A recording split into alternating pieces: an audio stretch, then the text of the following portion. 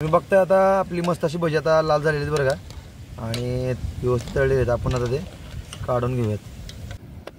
बघताय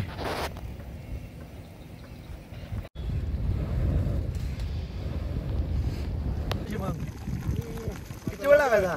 गरम गरम चालू. मित्रांनो तुम्ही बघताय अक्षरशः वरनं पाऊस पडतोय आणि आम्ही भजी तळून काढतोय. अक्षरशः छत्री असल्यामुळे त्या तेलात पाणी पडत नाहीये. या छत्रीने आम्हाला खूप चांगली साथ दिली आहे. वरनं पाऊस पडतोय आणि आम्ही या भज्याचा खाण्याचा आनंद घेतोय. नमस्कार मंडळी, खूप दिवसानंतर आम्ही आता छत्रपती संभाजीनगरमधील एका डोंगरावर आता आलेलो आहे. आणि तुम्ही तर बघताय सगळीकडे खूप असा पाऊस पडतोय. आणि पाऊस म्हटला की काहीतरी बनवायचं म्हटलं तर पावसात सगळ्यात आवडणारी अशी रेसिपी म्हणजे कांदा भजी. आणि आपण या डोंगरावरती आता मस्त कांदा भजी करणार आहे. आणि आता आपण या डोंगरावर आल्यानंतर आपल्या इथं चूल बनावी लागणार आहे. आणि आपण येताना काय येताना लाकूड वगैरे काय आणलेलं नाहीये. या जंगलातनं आपल्याला लाकूड शोधून सुद्धा आणायचंय. जे आपल्यासोबत जी मंडळी आलेली आहेत त्यांना आपण आज मस्तपैकी कांदा भजी खायला घालणार आहे. चला तर मग आपण आता आपल्या चुलीसाठी लागणारे दगड तर आपण पाहूयात. चला तर.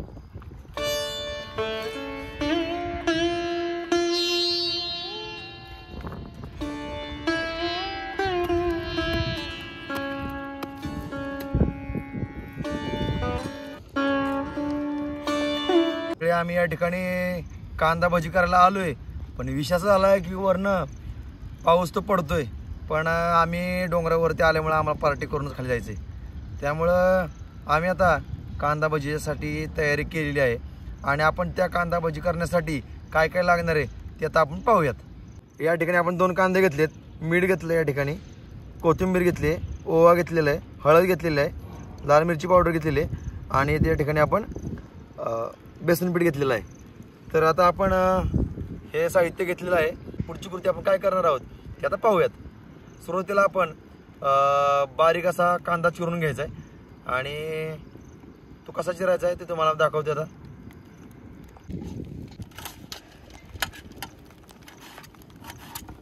आपल्याला सुरुवातीला अशी बारीक असे कांदा बारीक चिरून घ्यायचा आहे.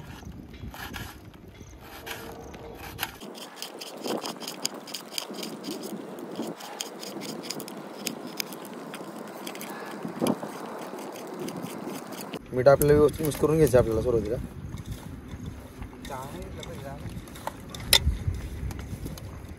पूर्ण कांद्याला मीठ लागलं पाहिजे. कारण मीठ लावल्यानंतर ह्याला अजून पाणी सुटतं. आणि यामध्ये आपल्याला जेव्हा आपण बेसन पीठ टाकू त्यावेळेस याला पाणी टाकायची काय गरज लागत नाही. बघू शकता सुद्धा आता पण सुद्धा पाणी सुटलेलं आहे. आता आपल्याला यामध्ये हळद टाकून घ्यायची,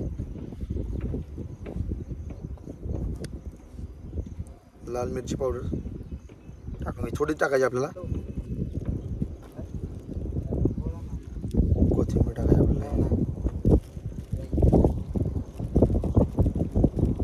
आपल्याला आता ओवा आहे ना, ओवा हातावर घ्यायचा मध्ये असा.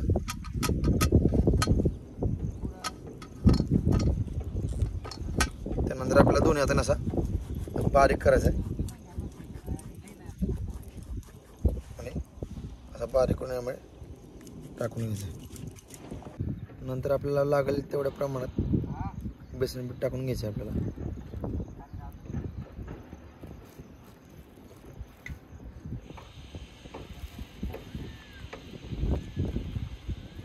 एकत्रित करून घ्यायचं आपल्याला सगळं.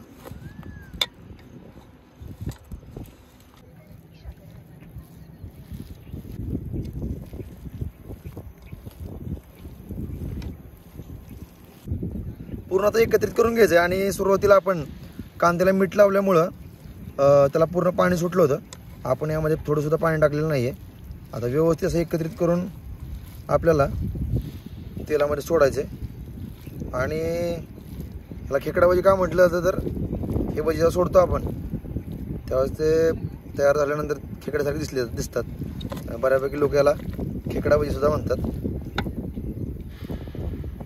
पूर्ण सर पण आपलं भिजलेलं आहे. तर आता आपण आपल्या आता चूल पेटलेली आहे, पाऊस पण थांबलेला आहे. आता आपण यावर कढई ठेवलेली आहे बरं का. आता आपण तेल ओतून घेऊया त्यामध्ये.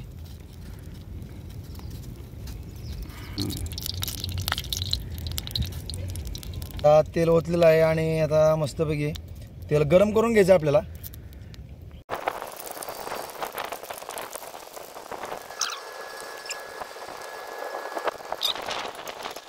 तुम्ही पाहताय आपली भजी मस्त अशा आता तळत आहेत आणि या वातावरणात आणि या पावसाच्या वातावरणात अशी भजी खायची म्हटलं की ते सुख वेगळंच आहे. कारण का आता थोड्या वेळापूर्वी पाऊस पडून गेलेला आहे, आम्ही सर्व भिजलेलो होतो, अक्षरशः सुद्धा पेटत नव्हती आमची.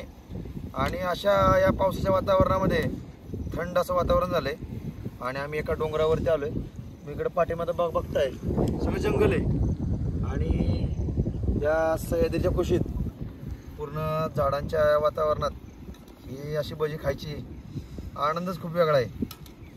तुम्ही सुद्धा तुमच्या घरी अशी भजी बनवू शकता. जे तुम्हाला सांगितलं अशा पद्धतीने ही भजी बनवली तर एकदम कुरकुरीत होतात भजी. आणि असे तुम्ही कधी मित्र एकत्र आलात आणि असा जर बेत केला तुम्ही सुद्धा असा आनंद घेऊ शकता. आता बघू शकताय मस्तपैकी आपल्या कडेवर मस्त तळतात भजी आणि ही भजी खाल्ल्यानंतर एकदम कुरकुरीत लागणार आहेत. तुम्ही बघताय त्याला खेकड्यासारखा आकार देखील आलेला आहे. आपण म्हटलं होतं की जी भजी खेकड्यासारखी दिसतात तशी त्या पद्धतीने दिसतात बघा.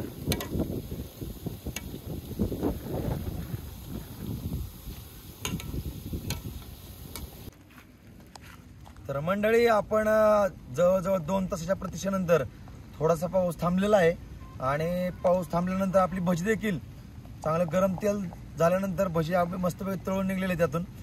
कारण वरून पावसाचा वर्षाव आणि खालून तेल तापतंय त्याच्यात अशा अथक प्रयत्नानंतर सुद्धा आपली भजी तयार झालेली आहेत. आमचे मित्र आहेत शाकाहारी आणि ते सुद्धा आहेत माळकरी आणि ते म्हटले दादा आज आपल्याला एक शाकाहारीचा चांगला झकास बेत करा, पाऊस सुद्धा पडतोय. मग म्हटलं काय करायचं काय, तर या पावसात म्हटलं मस्तपैकी खेकडा भजी काढू. पण बरं का ती खेकडा भजी नाही बरं का, ही कांद्याची खेकडा भजी.